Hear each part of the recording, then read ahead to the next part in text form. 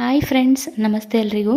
ನಾನಿವತ್ತು ರಾಗಿ ಹಾಲ್ಬಾಯಿನ ಯಾವ ಥರ ಮಾಡೋದು ಅಂತ ಟ್ರೈ ಮಾಡಿದ್ದೆ. ಫಸ್ಟು ರಾಗಿನ ನೆನೆಸ್ಕೋಬೇಕು. ಆಲ್ಮೋಸ್ಟ್ 12 ಗಂಟೆ ನೆನೆಸ್ಕೋಬೇಕು. ಅಂದರೆ ನೀವು ನಾಳೆ ಮಾಡೋದು ಅಂದರೆ ಇವತ್ತೇ ರಾಗಿನ ನೆನೆಸಿಟ್ಟಿರಬೇಕು.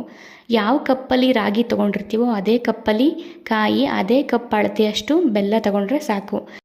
ಮೊದಲಿಗೆ ರಾಗಿ ಏನು ನೆನೆಸಿಟ್ಟಿರ್ತೀವಲ್ಲ ಅದನ್ನು ಮಿಕ್ಸಿ ಜಾರಿಗೆ ಹಾಕ್ಕೊಂಡು ಸ್ವಲ್ಪ ತರಿಯಾಗಿ ರುಬ್ಕೋಬೇಕು.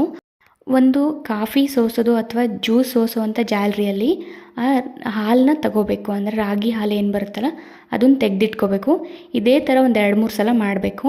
ಆಮೇಲೆ ಅದೇ ಮಿಕ್ಸಿ ಜಾರಿಗೆ ಕಾಯಿ, 1 ಲವಂಗ, 2 ಏಲಕ್ಕಿ ಹಾಕ್ಕೊಂಡು ಮಿಕ್ಸಿ ಮಾಡಿಕೊಂಡು ಕಾಯಿ ಹಾಲನ್ನು ಕೂಡ ಸೋಸಿಟ್ಕೋಬೇಕು. ಇನ್ನೊಂದು ಕಡೆ ಒಂದು ಪಾತ್ರೆ ತೊಗೊಂಡು ಅದಕ್ಕೆ ಏನು ಹಾಲು ತಗೊಂಡಿರ್ತೀವಲ್ವ ಅವೆರಡನ್ನೂ ಮಿಕ್ಸ್ ಮಾಡಿಕೊಂಡು ಒಂದೇ ಸಲ ಅದಕ್ಕೆ ಆ್ಯಡ್ ಮಾಡ್ಕೋತಿದ್ದೀನಿ. ನಾನಿಲ್ಲಿ ಬೆಲ್ಲನ ಮೊದಲೇ ಕರಗಿಸಿ ಸೋಸಿಟ್ಕೊಂಡಿದ್ದೆ.